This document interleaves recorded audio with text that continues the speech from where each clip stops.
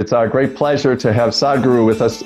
So, tell us a little bit about your childhood. Because I was Huck Finn in many ways, totally unstructured, and school was a unnecessary evil that I was forced to go sometimes. The experience of enlightenment is supposed to broaden you out. Enlightenment, in yogic culture, growth means dissolution. So every yogi is looking for an orgasmic existence. It is not seen as connected to a particular act in life, but as a way of existence. So this is called as bliss body. We would like to see before we fall dead, there are more blissful human beings than miserable human beings.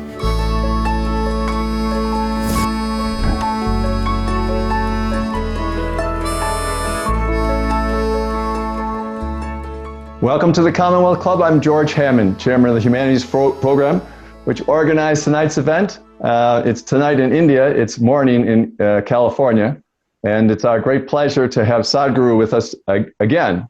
You spoke at the Commonwealth Club in 2013, and I must say you've been a very busy man since then. Namaskaram and good morning to everyone. Good morning. Welcome, George. So, what interested me, how this idea generated to bring you back to the Commonwealth Club was that you recently, in October, did a motorcycle tour of the United States.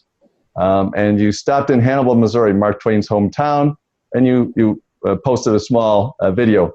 That video was sent to me by a distant relative of mine, Edmund Kuhl, and I said, well, this is great because I like Mark Twain and I like Vedanta theory. And so I listened to some of your other videos and I said, we really have to talk about the big ideas together. It'd be just great. So thank you very much for joining us. And tell us a little bit about your tour. Why did you, I know you have a lot of interested followers in the United States, but we're going to get back to your motorcycle, but it's very interesting that you rode your motorcycle across the country. Why don't you say a little bit about your motorcycle experiences? Well, for me, motorcycling started very early on in my life, and at one time I crisscrossed India on my motorcycle.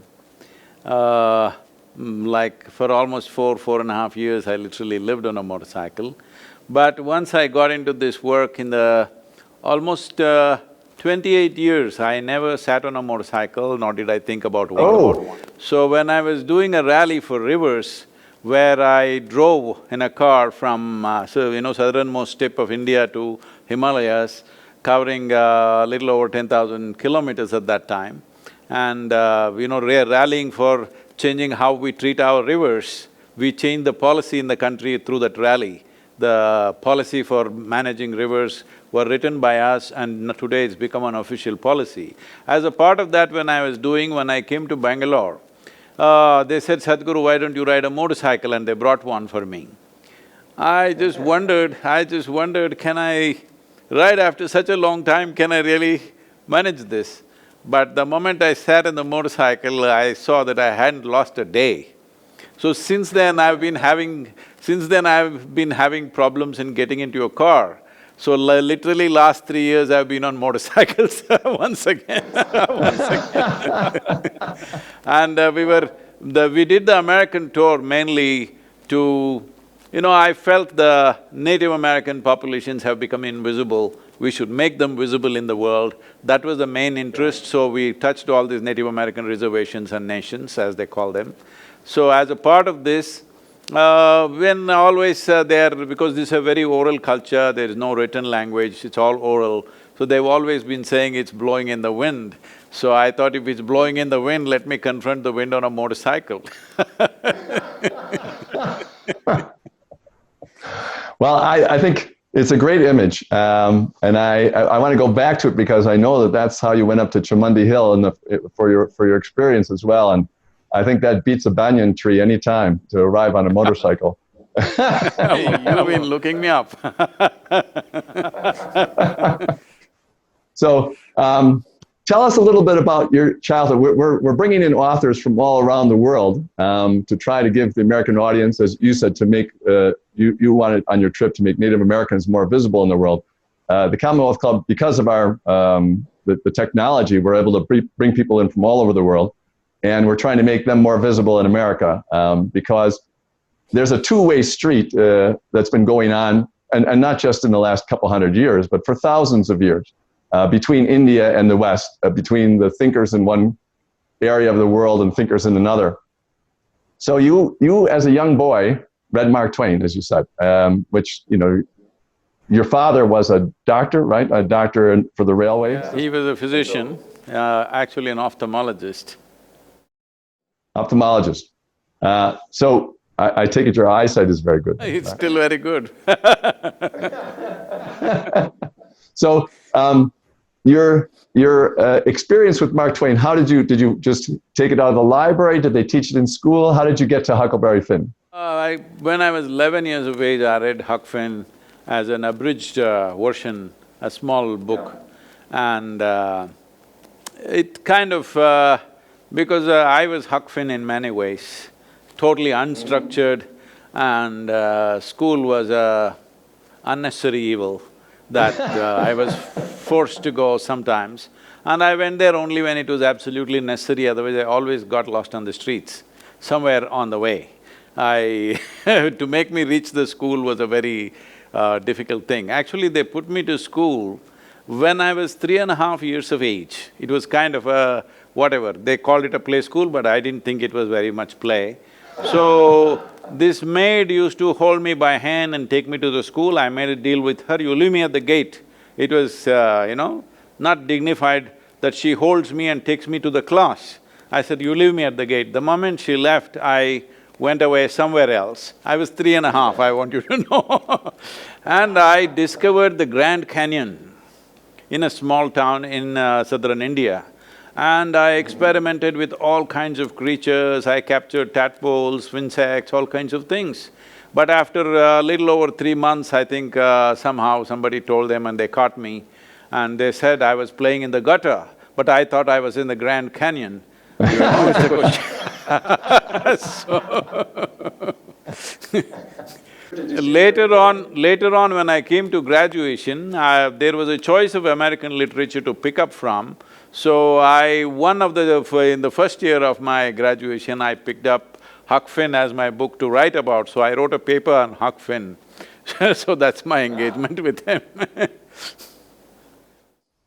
Well, it's interesting because Mark Twain also wrote a book called The Mysterious Stranger. I'm not sure if you're familiar with that one. But in The Mysterious Stranger, it's a deceptively childhood story, but it's set in the medieval times. And a nephew of Satan comes and plays with the boys and is very mischievous. But at the end of that book, he explains that life is just a dream. And so Mark Twain had this idea that you know, it could just be a thought. The whole thing could just be a thought. And it's very similar to some of the Indian ideas. And I was wondering, you know, I was very curious about that because a lot of people don't realize how many ideas, these transcendental ideas, have come over, like Emerson, Thoreau, Hermann Hesse's book on Siddhartha. I know that you mentioned in your book that you read Dostoevsky, Camus, and Kafka when you were in college, that kind of thing.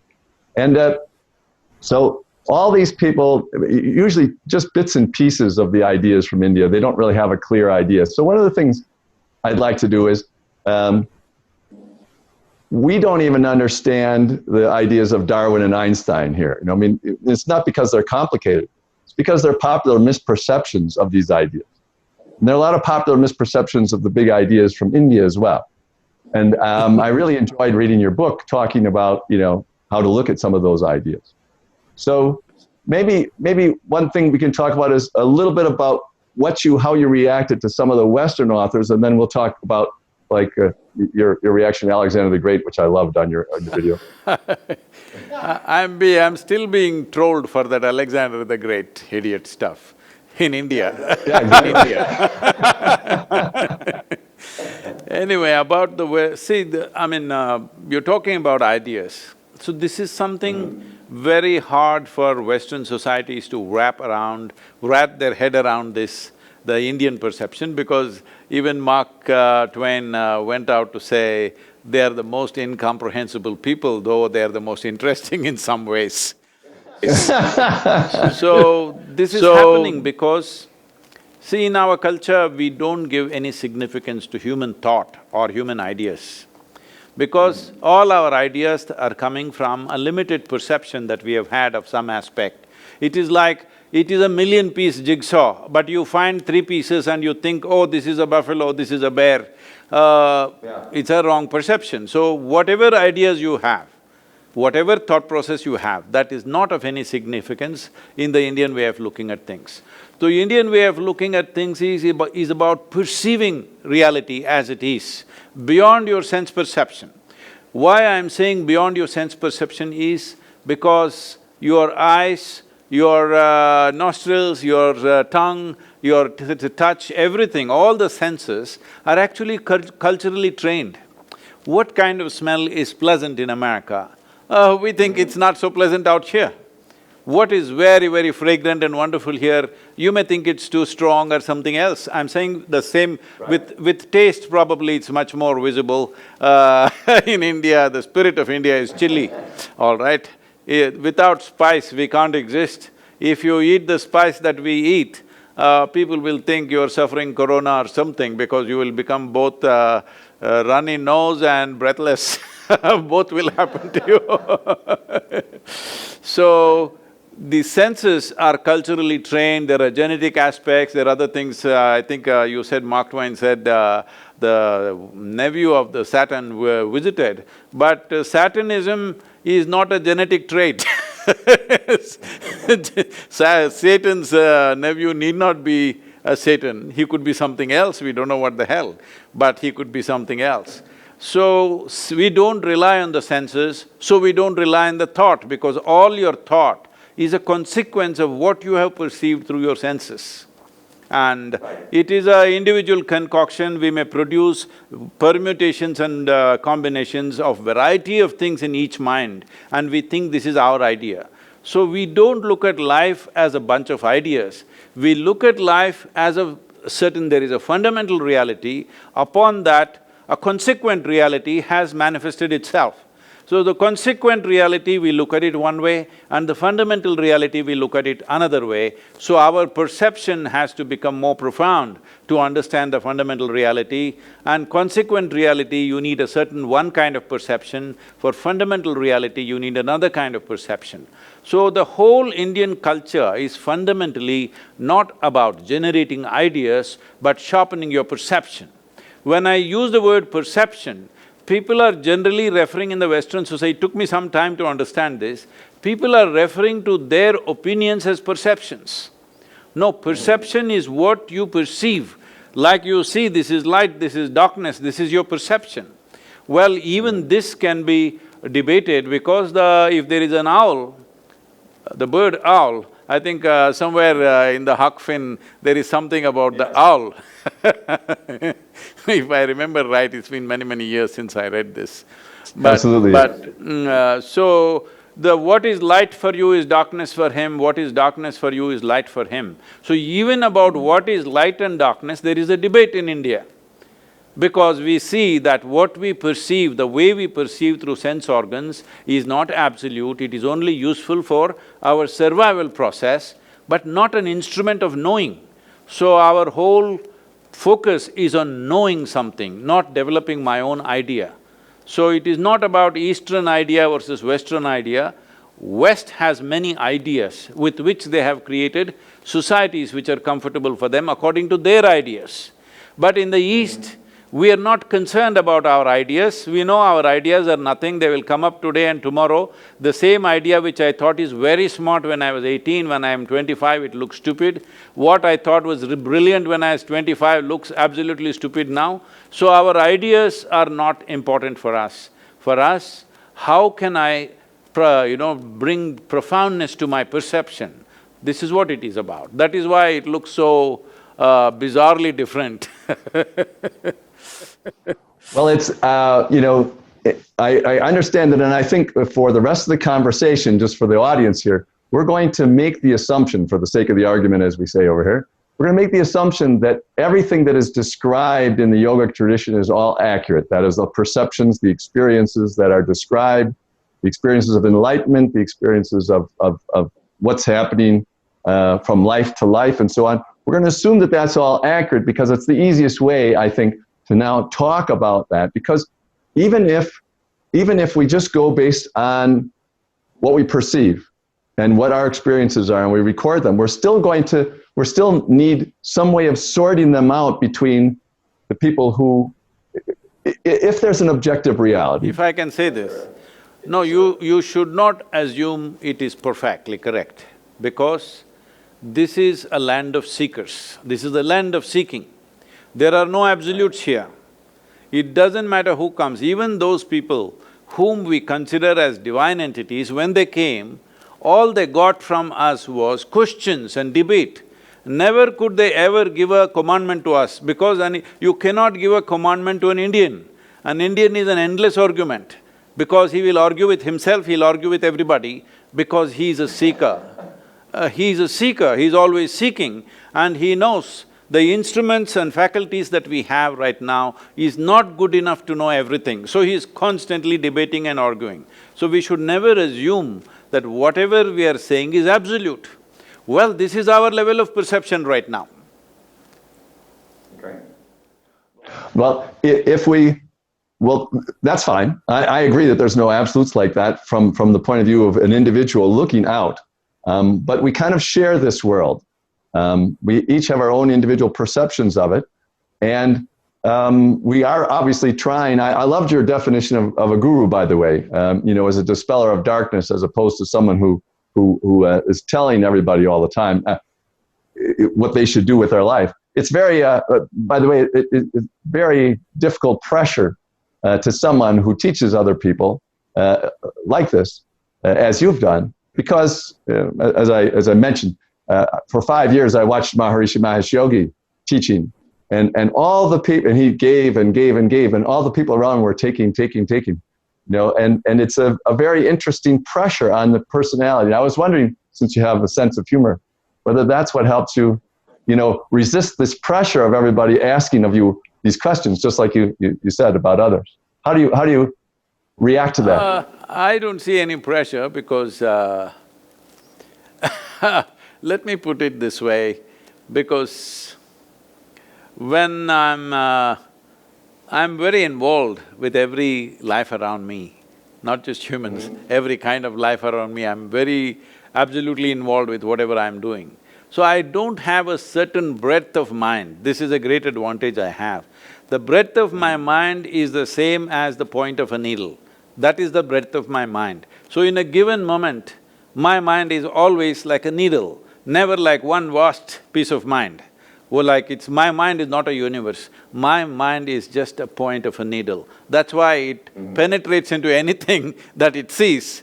So I don't have points, there is no pressure. You can't put pressure on a point of a needle because it's so small. Well, that's a way to solve the problem. A lot of people, of course, they're under too much pressure if they stand on a stage and 6 people are watching them, right? And it's already too much pressure on their personality. See, because they're very big people, they can take pressure. Because I'm like a point of a needle, that people don't even know where I am. It's a very interesting way to put it, because the experience of enlightenment is supposed to broaden you out, but you say it focuses you down to the point of a needle. No, I don't know whoever said broadening, but enlightenment… In yogic culture, growth means dissolution. Growth does not mean getting bigger in your size.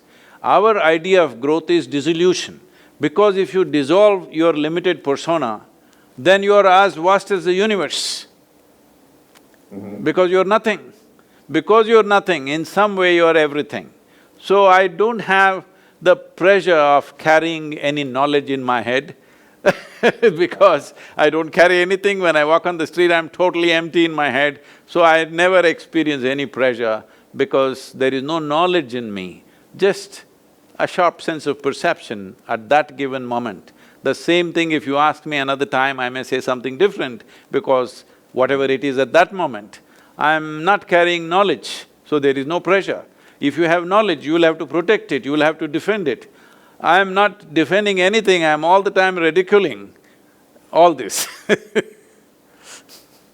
You sound like Socrates.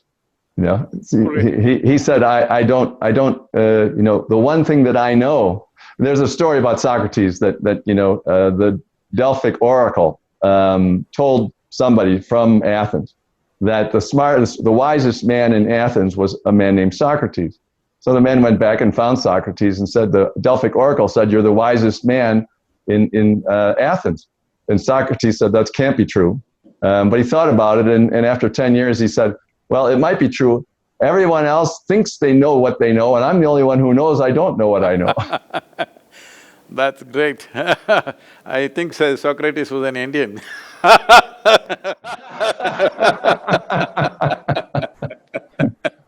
Well, there was, I thought, a very perceptive scholar in the 19th century wrote about Pythagoras from the same Greek tradition and said he felt the whiff of Hindu pessimism in his thinking. What he meant by that was his way of thinking that life is eternal and recurs and so on and so forth, as if that person must not be enjoying, must not have been enjoying his life. Yeah. Pythagoras was very influenced by the Indian way of life. He did visit India, if you know that. Yes, I do. So definitely, because this is not pessimism, this is just understanding that we are a minuscule life in this cosmos, if you look at it. The problem, the human problem right now is, see, this whole solar system is a kind of a speck in this cosmos. If the entire solar system disappears tomorrow morning, nobody will notice it, that's how small the solar system is. In that speck, planet Earth is a micro speck. In that micro speck, San Francisco is a super micro speck. But in that super micro speck, you are a big man. This is the problem that human beings are having. So, we are always, right from our childhood, we are told you are really nothing in this existence. So make something out of yourself, but you're actually really nothing. And because you will be here and you will be gone after some time, countless number of people like this have come and gone, and there is no any footprint of them anywhere in the world. Only those who are spiritually competent in some way, something beyond their physical existence, those people we remember. We remember a Jesus, we remember a Buddha, we remember a Krishna, but all the other billions of people who must have existed through these times or thousands of years, we don't remember any of them. So this is the fundamental thing of being Indian, that you're always told you're nothing. It doesn't matter, you become a king, you wear a crown, you walk around, you strut as much as you want, but you're really nothing. You're just like any other creature, like an ant on the planet. You think an ant is nothing, well, you're just smaller than that in this existence. So, make something else out of you. Unless you go beyond what is your physical structure and psychological structure, nothing significant will happen in your life. This is the fundamental of the yogic ethos. We say here, everyone puts their 2 cents in, you know, and I must be at least somewhat Indian because I always think that the great teachers and the people who've influenced everyone put in 3 cents rather than 2 cents. And so that's why they're remembered, is that they put in 1.5 times what everybody else did. And they influence the way people think. See, we must understand, since printing press has come, all kinds of fools may be remembered, all right? Yeah. Because just about anybody, something is written 1,000 years later, you can pick up that book and you may see. But you must look back at history when it was not written, but still people remembered certain people. Not because of 3 cents or 4 cents, because they had no sense. Their value of life is not in cents and dollars. The value of life is non-physical in nature. It's only those people who lived. So let's talk about that. And the whole yogic tradition is that our minds, our bodies are just our biological bodies, but we actually have other bodies. We actually have other ways of expressing ourselves, and you can either perceive that or not perceive that. And I'm curious from the point of view, I mean, obviously science doesn't think too much of this because they're focused on the perception of a biological body. But almost all the experiences that people have had recently because of modern medicine, the much more near-death experiences, NDEs as they call, those NDEs that are experiences of light, and India has always talked about the light body. But we know from science that light is created by atoms with photons coming out. Do you think that this light body is composed of atoms with light coming out of them, and it's just a different structure, not biological? Now, now you're walking into your minefield rather walking me into your minefield. Because now what I say, you try to analyze it, or people try to analyze this with logical sense of what they have. We must understand our logic functions essentially from already pre-registered data in our minds. What you think is logically very correct, somebody will argue with you as if you're completely wrong, because their logic is saying something else. What is the basis of this? The kind of data that they have taken in is very different from the kind of data that you have taken in. So it doesn't matter who is saying what. The important thing is this: what you consider as my body, or what is your body right now, and what is your psychological framework right now, both these things, you did not have it in the same shape and form when you were born. When you were born, you were only this much, now you became a full-grown man. How did this happen? So, body is an accumulation that has happened over a period of time from the food that you've eaten. The food that you eat is just a piece of the planet that you walk upon, all right? So, most people do not realize this till you bury them. Only then they get the teaching from the maggots that they are part of this earth, otherwise they think they're from somewhere else. Just because we can prance around a little bit, we think we are not part of this, all right? You're just a small outcrop. Nature's magnanimity that it has given you an individual experience, otherwise there's nothing individual about you. Everything is gathered from elsewhere. From this borrowed impressions and borrowed body, you're walking around. If you recognize this, you would walk with utmost gracefulness and gratefulness to everything. Then you would look at life differently. Now, about this light, whatever people are talking about, near-death experience, whatever, instead of commenting on that, let me put it this way. If you have to gather this much body and this much mental structure, there must be something more fundamental, isn't it? Whatever that is, there must be something more fundamental. So one thing that people may be experiencing as light is, there is… in yoga we see that you have 5 layers of body. One is food body, it's called Annamaya Kosha, which literally means food body. The next one is Manomaya Kosha, that means it's a mental body. This is a software.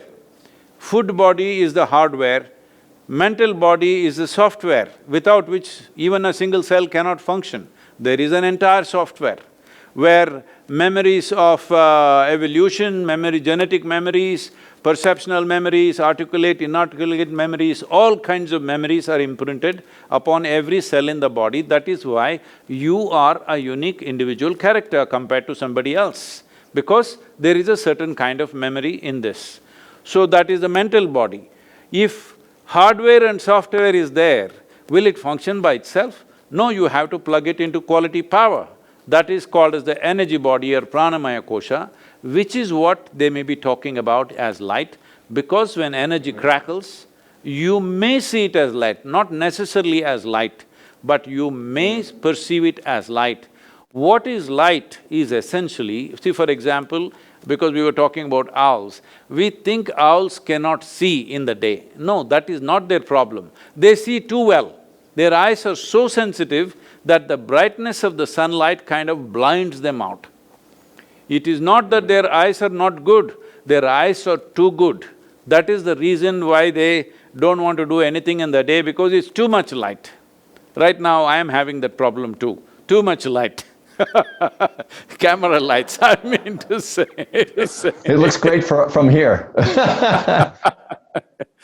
Maybe that's why one of the symbols of Athena is an owl. So they see too much with wisdom.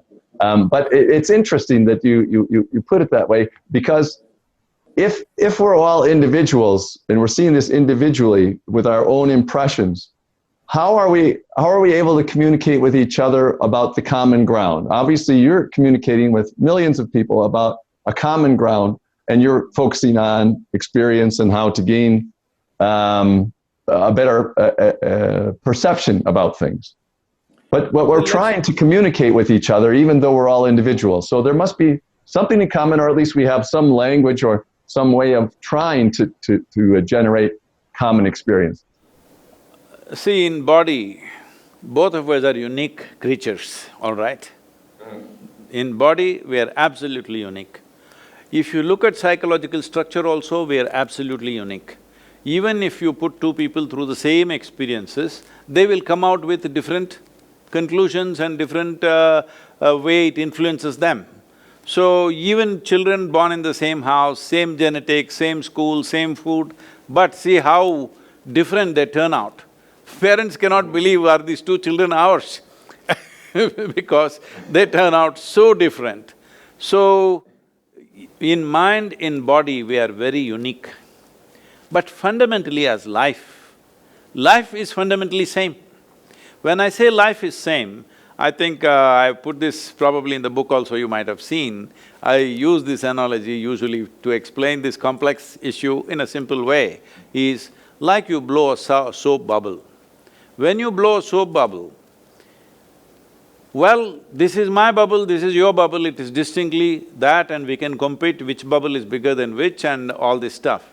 But if it bursts, then we don't say this is my air versus your air, because it all becomes one. So similarly, what you're calling as my life and your life is we've blown a bubble of our own. So the external characteristics are unique, and it's good, it's unique, otherwise there would be no transactional world. If all of us were absolutely same, what is the point of a conversation right now, I'm asking? Yeah. We are glad there is nobody like us, because one more person like you or me is trouble in the world. Absolutely.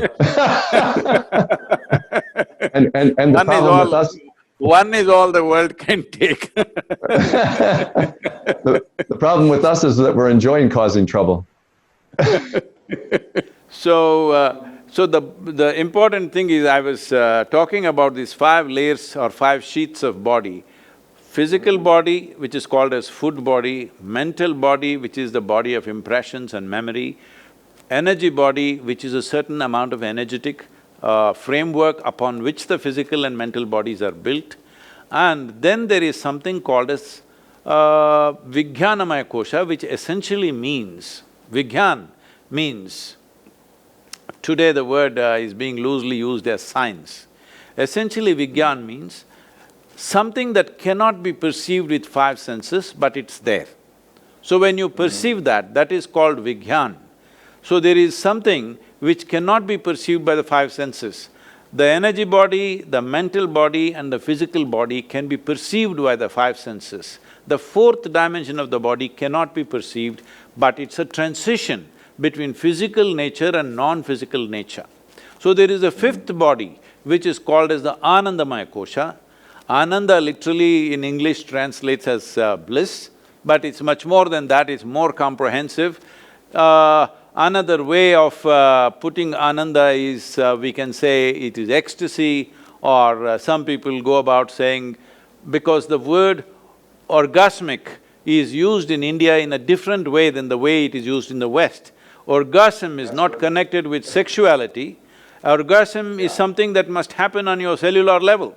So every yogi is looking for an orgasmic existence, not for an orgasmic experience. Orgasmic existence, at every moment of his life, he is in a profound state of orgasmic experience, because it is a certain way of organizing your own chemical structure that you're always in that condition. So, it is not seen as connected to a particular act in life, but as a way of existence. So this is called as bliss body or orgasmic body. So why we are calling it this is, we do not know what it is. All we know is, it is not physical in nature, but whenever we touch it, we become orgasmic. So we are calling it orgasmic body or bliss body or ecstatic body because when we touch it, we become blissful or ecstatic or orgasmic. We do not know what it is. All we know is it's not physical in its nature. So we are talking about it from the context of our experience, not from the context of its content or its quality. We are not trying to describe its quality. For example, we say sugar means sweet. This is our experience. This is not the quality of the sugar. We feel upon our tongue, see, if you put sugar on a stone, the stone does not think sugar is sweet. Maybe many insects may not think it is sweet, but on our tongue it is sweet. So from our experience we say sugar is sweet. In that context, we are calling this as bliss body, ecstatic body, organic body because we do not know its quality. All we know is when we touch, we are blissed out. It's a very interesting way of describing it because I haven't heard it described exactly like that before. But basically you're saying is that the three other bodies that are physical, when they touch this, what they experience in these three bodies is the bliss, as opposed Yes. to the consciousness itself as bliss. It's very interesting. Your description also, to talk about it from that point of view, we are all sharing, I mean, what is human civilization but an endless sharing of our experiences and what we think other people should do. Now, as you say, some people are dictatorial about it and tell everybody else this is what you must do. But in your books, you've said that. But it's interesting because, in a way, the Hugh Hefners of this world and the Don Juans of this world have gone around telling everybody to have a certain kind of orgasmic experience, a sexual orgasmic experience. And the yogis are saying there's something much better than that. And it has the same quality in your mind, but it also generates this enjoyment in your mind and in your internal thing. So let's assume, again, for the sake of the argument, that science will eventually be able to analyze the three levels that you said are physical and that they're physical. So I assume that the description of reincarnation, moving from one body to another, is that you leave the biological body behind and you go with the other two. So I wanted to tell you one story about an NDE, a near-death experience that I found most entertaining of all, because most people have this very strict idea about what's supposed to happen always. There's a man, I almost don't like telling this story because he went into a coma for 3 months because he got in a motorcycle accident. So. Don't tell me the story now. Yeah, okay. I'm a motorcyclist.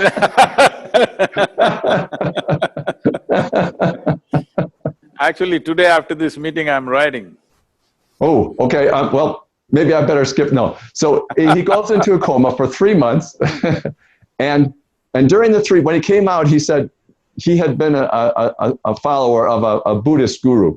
And when he was in this near-death experience in the coma, that his guru came and explained to him that his life wasn't complete yet, that he must go back and complete the work of carrying on his guru's work.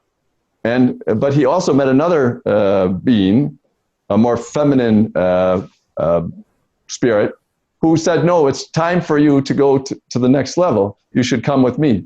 And he said that they basically argued for the whole 3 months over which one he should do, and eventually he came back. But I thought it was an interesting experience because most people just say, I'm being welcomed, I'm being told to do this, but here there was an argument over it.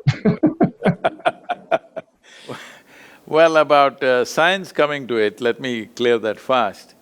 I must tell you this, that today we brought this forth with certain universities in America researching on people who have done simple inner engineering practices. After 90 days of practice, what happens? One of the things that they have said is, in 90 days of practice, your BDNF levels could go up to 300%.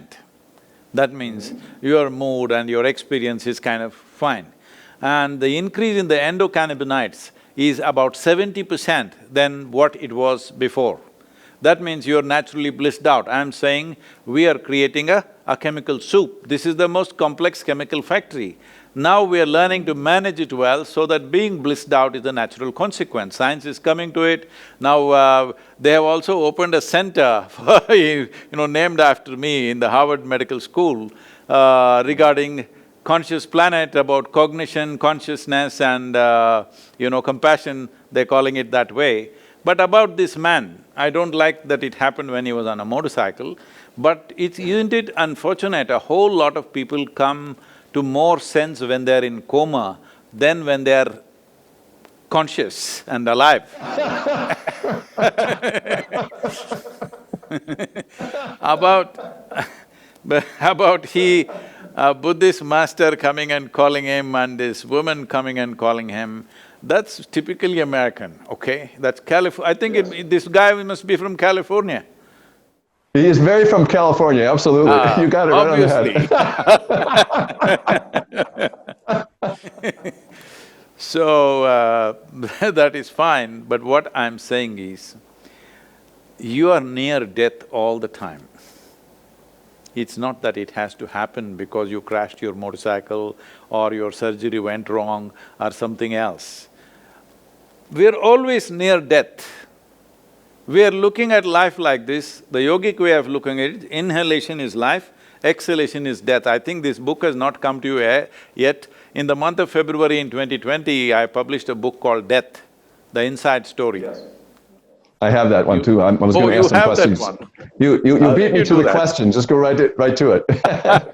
So, I thought that's published only in India, I thought it's not in United States. No, we have it here too. Okay. So, the important thing is this. See, one dimension of life which has remained uncorrupted by human mind is death.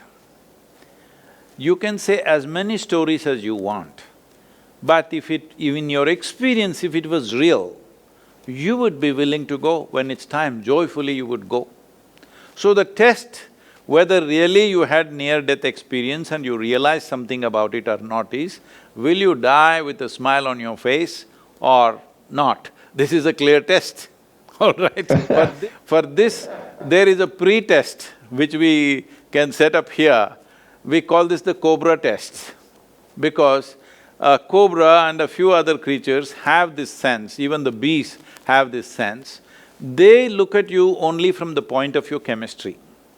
So, right from a very early childhood, I've been handling cobras and in India, this is a land of king cobras. You can go in the jungle and just pick up a cobra just like that, not holding him by his head and all this stuff.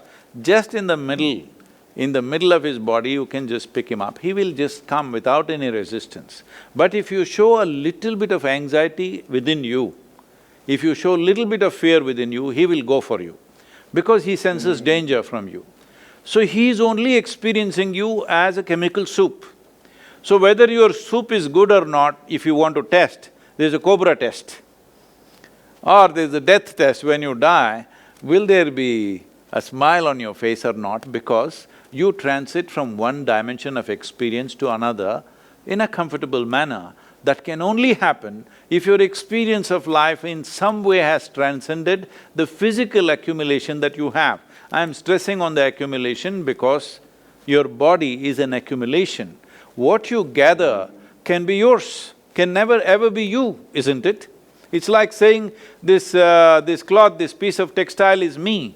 The same thing, this textile that you call as my body, which we wove together with so many things, now you think it's you, that is a fundamental mistake. Once you have made that mistake, then you're thinking up all kinds of things, because the basis is wrong, it can never come to the right thing.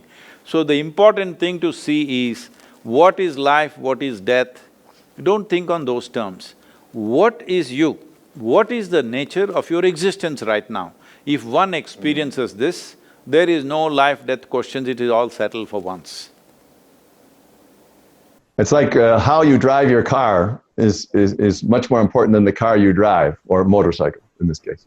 Your method of doing it, your decision making. And you also mentioned, I think in the Death book about sleep. I would like to tell you, in 70s and 80s when I was riding a two-stroke, single-cylinder, 250cc Czechoslovakian motorcycle. And today I'm riding modern machines and it's a world of difference. So the machine the machine that you're riding also is very important. Well, I mean, certainly you write a lot about how to work your body in order to have a better vehicle as well. But somebody can rework their body and then be very miserable anyway. On a very highly sophisticated motorcycle, you can still crash and become comatose and imagine both a monk and a woman. Either way, it's still possible. So,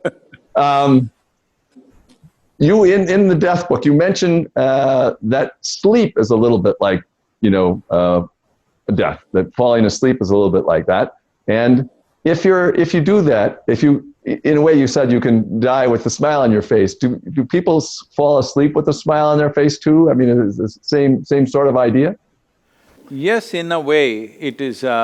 it's not absolutely true, but partially true. It is true, I would say, largely true.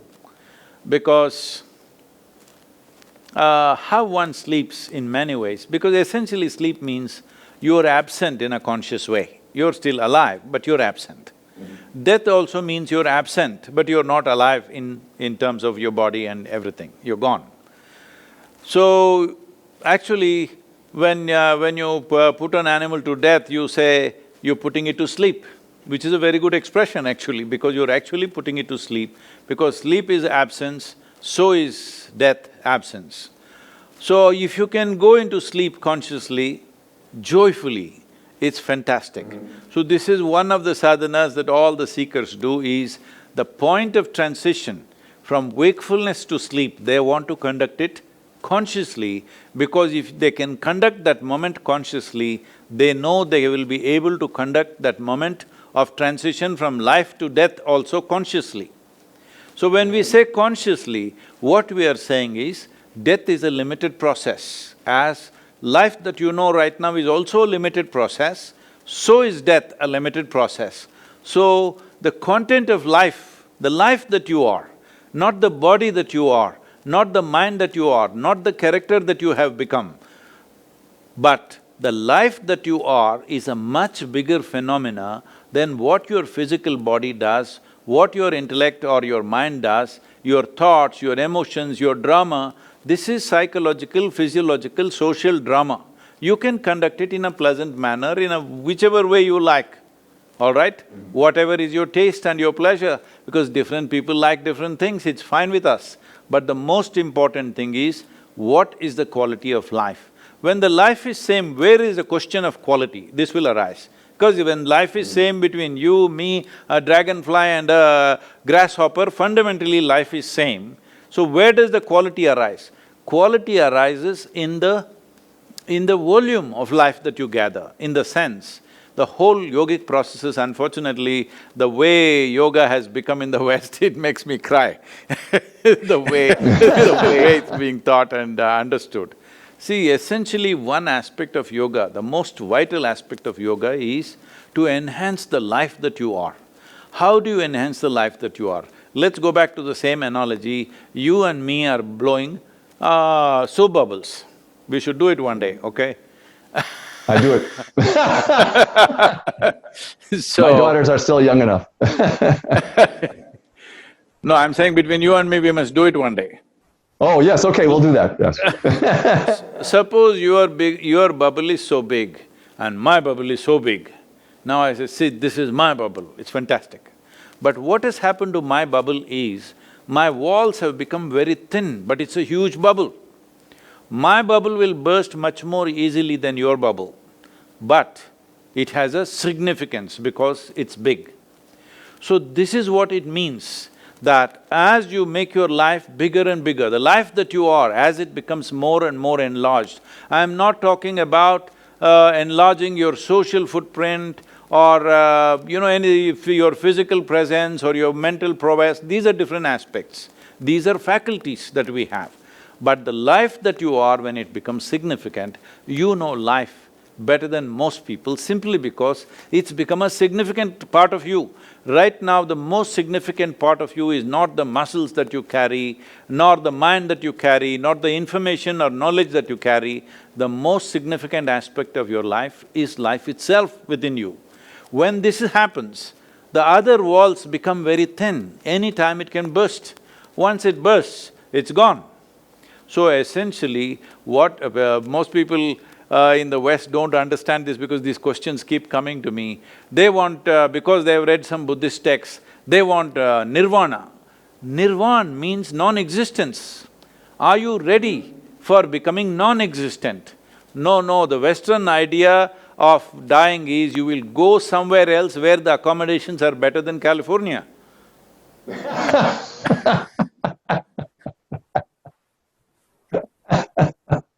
And there are no fires.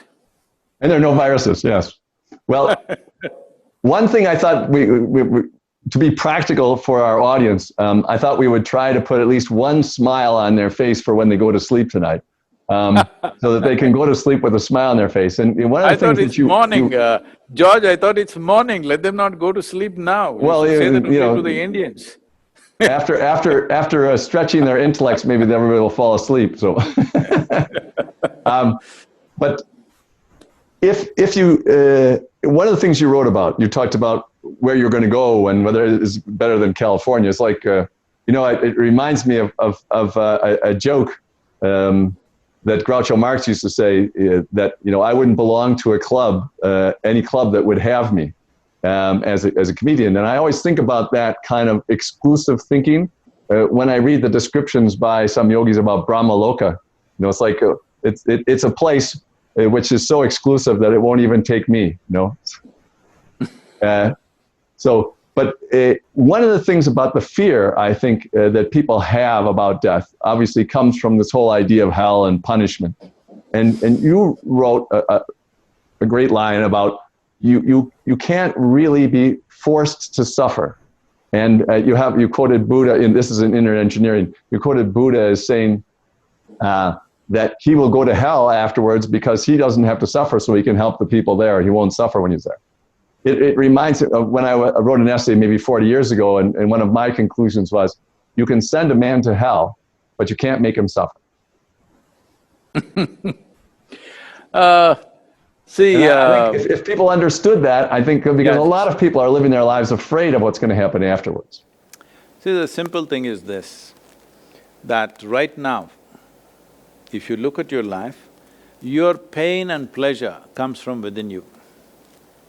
I may take a pin and prick, but the pain comes from within you. Pleasure also comes from within you. Joy and misery comes from within you. Agony and ecstasy comes from within you. Or in other words, what I'm saying is, the source of human experience is within you. So what is within you, I believe, must happen your way. It should not happen my way. Your experience should not happen my way. Your experience of life should happen your way, because the source of experience is within you. The seat of your experience is within you. The problem is, you're not sitting on the seat, you're crawling all over the place. You do not understand from where the experience is being generated. See, right now, let us say I will abuse you, I won't, I'm just telling you, because a lot of people are abusing me on the, Twitter trolls all the time, so I am telling you, I will abuse you in an Indian language. You think I am saying an endearment because you don't know the language. So I am saying the insult itself does not hurt you. It is the way you react which will hurt you, right? Yeah, absolutely. So if I call you an idiot in an Indian language, you don't know, you think I'm saying good morning to you. So it is not the words, it is not the actions, it is not nothing, it is the way you're responding or the way you're compulsively reacting which hurts you. So, the human experience is caused from within you. If you understand this, if you know this by experience, will you create pleasantness or unpleasantness for yourself? Definitely pleasantness for yourself. What you want for your neighbor sometimes is debatable, but what you want for yourself is very clear, highest level of pleasantness, isn't it? So what is heaven and hell is In human mind, whatever is the highest level of pleasantness is heaven, whatever is the lowest level of suffering is hell.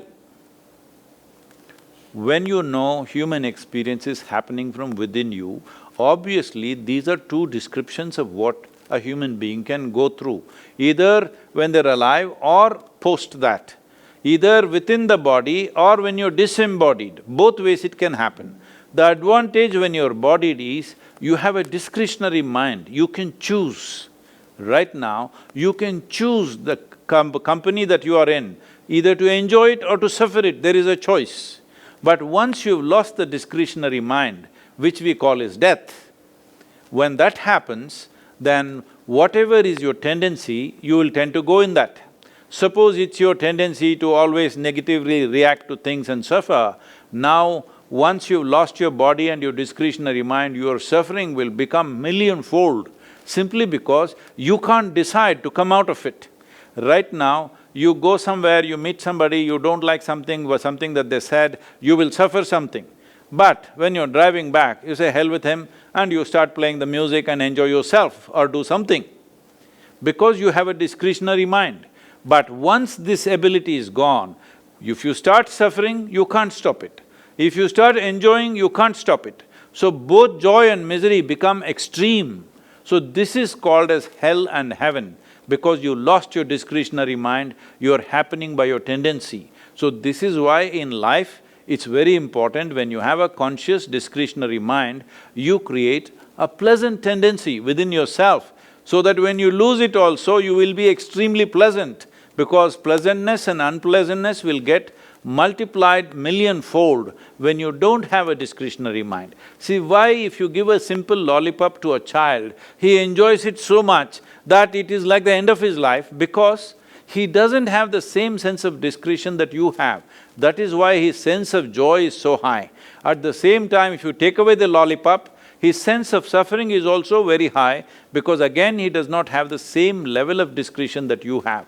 But once you're disembodied, you are not just a child kind of loss of discretion, your discretion is completely absent. You go 100% by your tendencies. Yeah, it's a very good description of first why things happen the way they do, but also why people are afraid of this eventually. And as you mentioned, and plenty of other teachers have mentioned as well, turning within and making sure that you stay connected to your more substantial self is one way to… They can try sleeping with a smile on. Exactly. But see, smile should not be what you do. Smile is a consequence of a certain experience within you. Right now, people are trying to create consequence, which is the fundamental flaw of Western societies now, which has become universal across the planet, is people have become goal-oriented. That means they want the fruit, not the root. They're not interested in the root, they just want the fruit. You know, when I was living on a farm doing agriculture at one time, somebody came, one hotshot sales this thing, and they come and tell me, see, they got some spray which is something, I don't know what, some enzymes and stuff. And they said, on my mango trees, I just have to spray it on the fruit and it will become so big and so sweet and everything. Then I looked at this, because my wisdom says I have to nourish the root of the mango tree, not the fruit. I said, why don't you spray it on your brains and see, let's see what happens. Is it going to become big and sweet? Then we will see.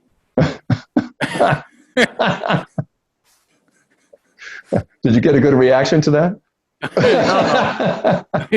No. I heard after 1.5 years after that, they gave up that effort of selling that product. Well, one of the things you said earlier reminded me of something else you wrote about people always complaining, no matter what people are complaining. And one of the things that I thought of maybe several decades ago was that people are always going to complain, no matter how good the situation is. And you can kind of tell the level of any civilization by what people complain about. So maybe that'd be the best way to judge civilization. Right now in America, they're saying, I want to have a haircut. When there was a lockdown, I'm saying. Yeah, exactly. People are dying around you and you want to have a haircut. Exactly. Well, That says a lot. Obviously, Because it's not you necessary. come from my generation, we didn't want to have a haircut when we were young. Exactly. And it wasn't just to save money. No, no, no, it was a very important thing. So I still stayed young, so I never had a haircut. Yeah, exactly. Well, I want to cover one other topic first before we go to the questions. We have some questions from the audience. And that is, we got to almost nothing that I wanted to talk about, but we still covered almost everything. So that was great. But one idea that I was thinking for the future, and in terms of just what everybody is sort of hoping for, is some kind of human civilization, say maybe the 22nd or 23rd century, where we finally have knitted together the good ideas from all the different civilizations. Just like in India, all kinds of good ideas have been knitted into Indian civilization, because there's all subset civilizations. And I'm not talking about like making civilization homogenous. In America, we have New Orleans and we have Chicago. And for 200 years, they've been part of American culture, but they're still very, very different. So no one should worry that you'll get that homogenous.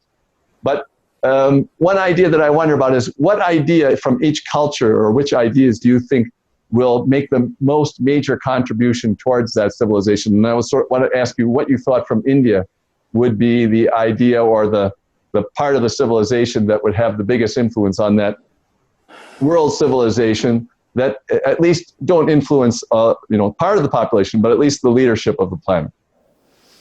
I think the most important contribution that India can make is, this is not a land of believers. We are a land of seekers.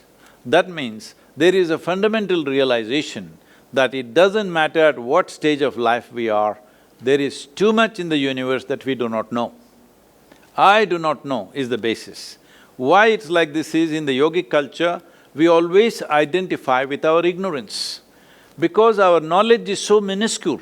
If we have digested the libraries on the planet, still our knowledge is very minuscule, but our ignorance is boundless. So we always identify with our ignorance. If this comes to the world, there will be more humility and grace on this planet. That's a perfect answer. I have an idea called the imagination's horizon. That is, that you're always projecting out where you want to go next you're with yourself. And ironically, the further you expand, or the more you go, or the more you know, the further you can see ahead, so your imagination is further out.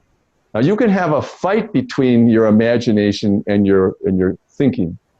By thinking, I can't get to where I want to be.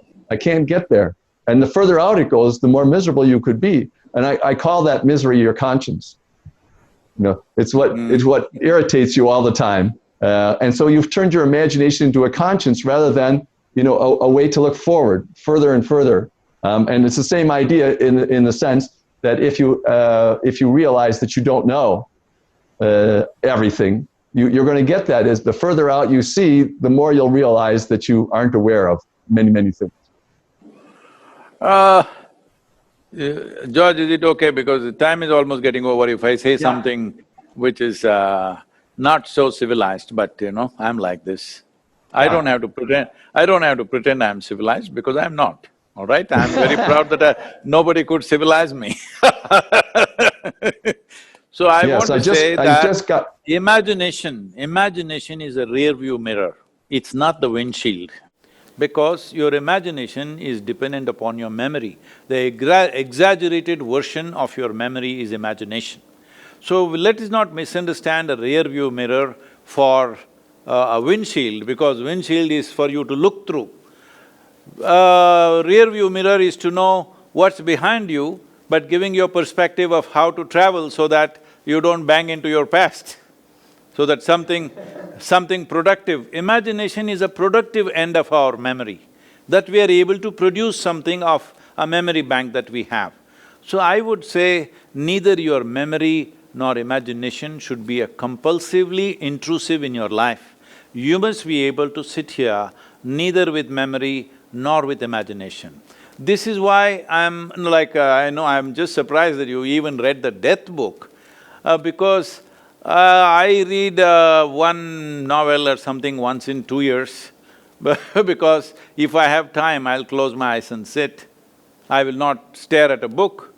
Most of the reading I did in 1 or 2 years when I was youth, when I was restless, and I thought I will know something by going to a library. I sat there and read all kinds of stuff. But since then, I have not found that useful because if I close my eyes, I have a sense of perception of looking at any aspect without really focusing on anything, because this is not about trying to understand something. This is just developing a sharpness of perception. You don't try to perceive anything. Whatever comes your way, if your perception is sharp, you will perceive it, that's all. So windshield is not a place where you think of things. When you travel for long, it happens the windshield gathers dust and bugs and stuff and whatever. This is past sticking to the future, you know. We have to clean it up, otherwise we will not see properly, otherwise disasters will happen. So imagination is not a projection of future. Imagination is just a rejig of the past according to the way we want. It's a productive past. Past is a dead past. You make it little productive using the experience of life. But let us not ever think imagination is a real projection of life. No, it's a projection of our mind. It's all right to do that, it's good to imagine something, but it is better to simply perceive what is there, because that's where reality is. Well, we have just time, a couple minutes left for one question, which I condensed from many questions that came in. And they're all about the Isha Foundation, and they want you to imagine its future in the next 5, 10, 15 years, just what you were talking about. You were talking about the perception, but you can't project the future. But how do you see Isha Foundation? Where is it going next? One thing I think people should pay attention to that aren't familiar with the foundation is all the different projects that you've done in India, the charitable projects and so on. But some of the people who were watching were curious to hear you say something about the future of Isha. So, as you know, if there's a building, the foundation should not try to go anywhere. It should stay where it is. Only if it is there, stable. The purpose of a foundation is stability.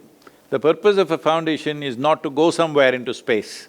So, my focus is not Isha Foundation, my focus is the world's population. Right now, Isha Foundation is a platform which is very essential.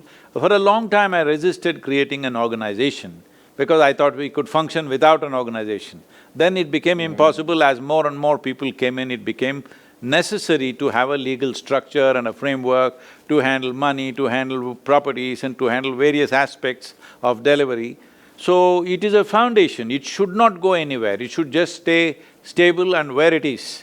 But my dream, when I first experienced this unexplained levels of orgasmic blissfulness right across my body, I realized if I just sit here without messing with my mind, I will be blissful every moment of my life.